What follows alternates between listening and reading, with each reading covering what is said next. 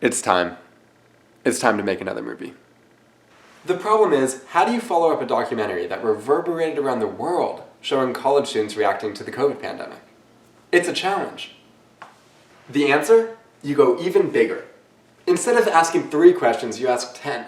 Instead of casually bumping into them, you ask them for an interview.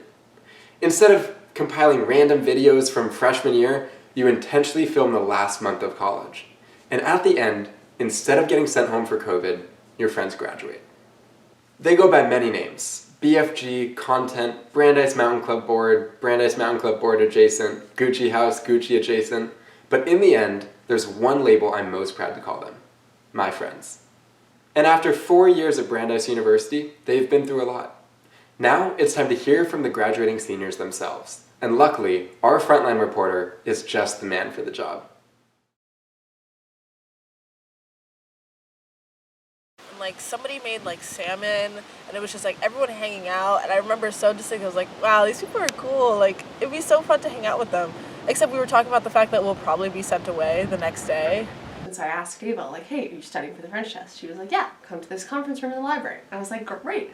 And so I went to the conference room in the library and I sat down in this just like massive table with all of these kids, and I was like, Ava, I thought we were studying for French. And she was like, no, these are my friends. And then I met her friends and they became all my best friends. I was hanging out with Ali and Hannah and Elijah and Zach. Stopped into my room. It was like midnight, and I ended up missing my flight the next day, but it was really fun just to, like, it felt like one of the first times that I was like part of the friend group that I'm in now. Honestly, the library party.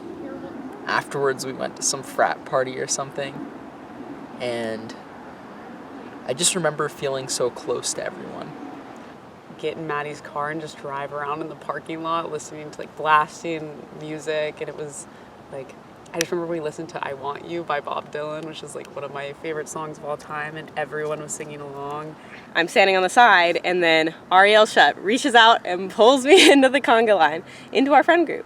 And then we ended up later in Chap Lounge, and that's when I met you, Zev. And Elijah and Asher and the rest of the group, we were all hanging there. Everybody got really drunk and like piled into Mike Hushka's room on Gordon first floor. And we're just yelling and hugging each other and taking videos and taking pictures because like we didn't want to leave each other. Confidence is like a big change. I'm much more sure of myself. I'm much more resilient to like the opportunity to try, and I'm aware of the possibility of failure, but I think I'm also aware of how great it is to try new things. I think that I've become a more thoughtful person, definitely. And I think I owe a lot of that to my friends. I was always like, no, I'm not gonna jump off of that. I'm not gonna climb this or do that. And I remember in the moment I was like, I'm just gonna do it. And I did that. And like since then I just like have said yes to everything, and it's brought me like into so many different things. I've become way more confident. I've met people that taught me how to be vulnerable. Share parts about myself that I had never really shared with other people before. I learned how to be vulnerable. I learned how to be close with people, how to like have these really close, intimate friendships and relationships that I hadn't had before. Kind of also going back to imposter syndrome, like what am I doing? I'm not meant to be here, but I've come out of it being like, yeah, I totally belong here. Yeah, COVID was super hard, and I think it like, really made us have to appreciate what we have because we didn't have the full 4 years. So. Definitely getting my concussion. Doing classes online was challenging. The rest of us all hunkered down in Rosie and really grinded it out. And I think that like everyone being in it together was really helpful for me.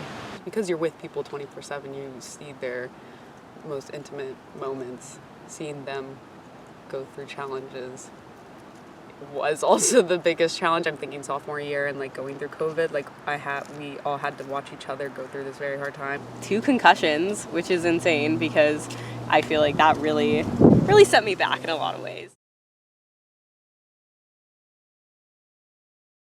Maybe like you made the right choice But I remember being super anxious about it. I wish I knew to follow my intuition. I think like I know what I like. I like going to bed early. I like good food. I like my friends. Like I know what I want, and I wish I pursued it with more confidence that I know myself. I would take everything in slowly and I would like accumulate over time. I feel like you just have to own it, no matter what you do. I got into the mountain club and I got on the board, and that was amazing. I feel like there are other things that I could have done similarly. I think that I kind of realized that later on. I think be patient. I feel like when I first got there, it was all like I wanted everything to happen at once, and I mean, I think that I should have told myself that, like, this is going to be great. This is going to be a really important experience for you. You're going to make really amazing connections. I'll be going to Spain. I'll be teaching English in Madrid. And I have no idea what it'll be like. Yeah, so I'm going to be a medical assistant at an abortion clinic in Brookline. I'll be working in Brookline. I'll be living in Cambridge, and then I'll hopefully be going on to medical school. I'm going to be an English teacher in France. I'm really excited. doing an AmeriCorps service year with Habitat for Humanity in Vail Valley, Colorado. And I'm feeling pretty good about it. I am going to be doing manual labor. I'm going to be at camp leading backpacking trips. I have plans with Zev and Ava to climb Kilimanjaro. And then after that, we're going to figure it out. August 21st, I'm starting at Amazon in Arlington, Virginia, right outside of DC. Yeah, I'll be working as a software engineer for at least 1 year, and then possibly going on to grad school. I hope that we're all still friends with each other. I hope what I'm doing is satisfying for myself. Part of me wants to say I hope I'm in medical school and doing well, but I think the reality is I hope I'm surrounded by people I really love. I would hope that we maintain our friend group. I hope that I find some type of goal that I'm really passionate about that's very concrete. I do wish that I'll be happy, and I hope I don't lose touch with everyone. Hope I'm still saying yes to things. Hope I'm happy and working towards something. I hope that I'm still friends with these same people, rather than just being college friends, being lifelong friends. I hope I'm still writing. I hope that whatever I'm doing, I'm making a difference in people's lives. Race and Riot, whatever, in Modern America with Professor Leah Wright-Rigueur. It was a history class. I just thought she was a phenomenal professor. Professor Morris's anatomy. It's a comparative class where you basically learn how the body is built and how it functions. I think I know more about myself and my body because I took it. My Chekhov class, because it taught me how to do slow reading, really experiencing the text. Climate science. I love the way that Sally Warner teaches. She's an incredible professor, and I want to, address climate change. That's my whole goal. From the science side. So it was amazing to have a class that really talked about that and was very solution oriented. Honestly, probably my favorite class was distributed systems. I really learned a lot about the mechanisms behind distributed computing, and I learned it from a real expert in the field, and that was super cool. Well, recently it's become beef jerky, which is actually Slim Jims, which is kind of gross. Well, okay, freshman year they had fresh guac, and I used to do fresh guac and, oh, get this, potato chips. And what was your go-to C-store snack to get you through a late night of studying, which we had many? Yeah, we did. It's not really a snack. I feel I would always get the caffeinated sodas. I think it's kombucha. That's the go-to one. Oh, and gum. Gum! Obviously gum. Of course. Some Wheat Thins and a hunk of Vermont sharp cheddar. Diet Dr. Pepper, always consistent. An honest tea, sometimes double up on the drinks. A gummy, a chip of some sort. But usually a good plan is for someone else to get chips, then you just steal all of their chips. Oh, I planned a biking trip on the Vineyard. We all stayed at the hostel and biked around the island, and it was just like the most euphoric thing. Acadia, because of like the drive back, we were just like stuck there for so long, but it was like genuinely very, very fun. So I'm gonna go with Acadia because it was an amazing trip. It was 4 days. I mean, Acadia was incredible. I know Ava talked about this, but like just getting to be out there for so many days and do so many different things. We got to hike, the climbing was insane. Ice climbing too. Probably Acadia. Did a bunch of hikes. We went to the beach. We went into Bar Harbor, hung out there. Really, really bonding at the beginning of this year with the whole mountain club. I think the like closeness I feel with everybody, the fact that you're able to live with some of the like coolest people ever and create such a relationship with them. Being in a like really academic environment.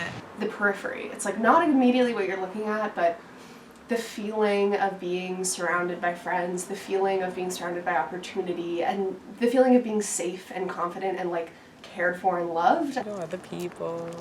Yeah. I'm gonna miss the people. I'm gonna miss being surrounded by my best friends. It's definitely going to be rare for some of my best friends to be living 5 minutes away from me.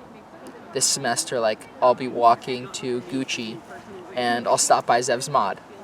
And those types of just like small interactions that take no effort but are always so fun, I think I'll miss that the most. Looking forward to the future. Gonna miss my friends.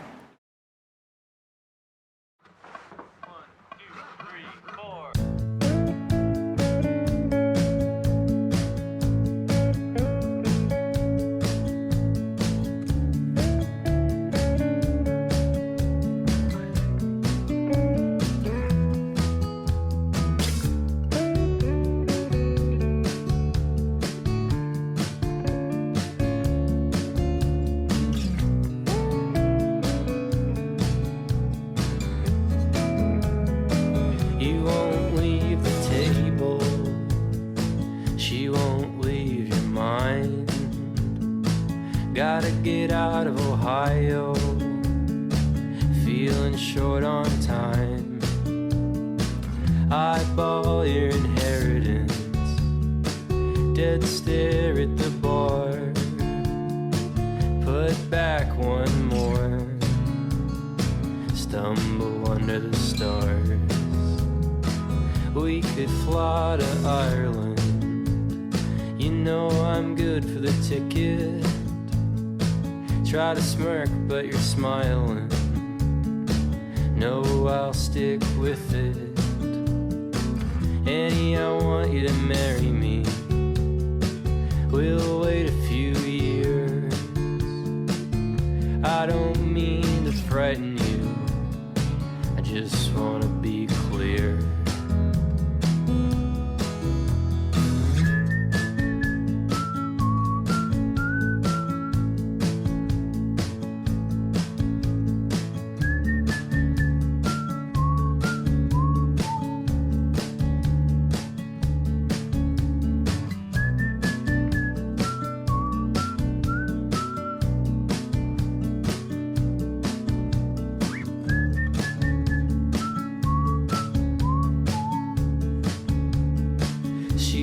Drink behind you, wander off to the stairs.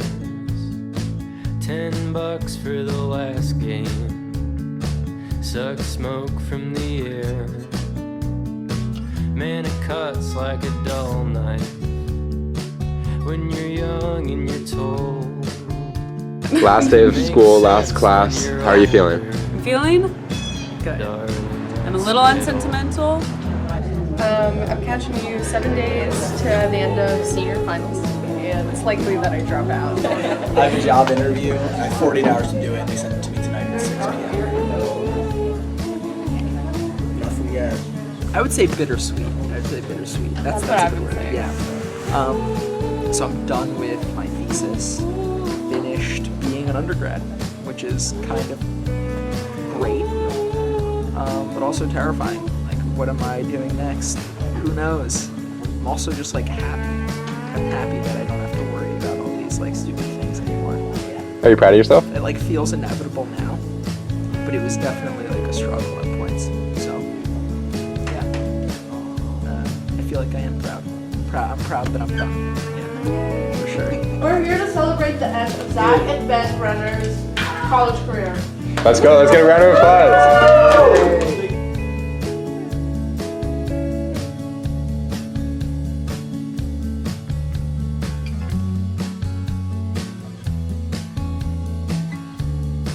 She's done.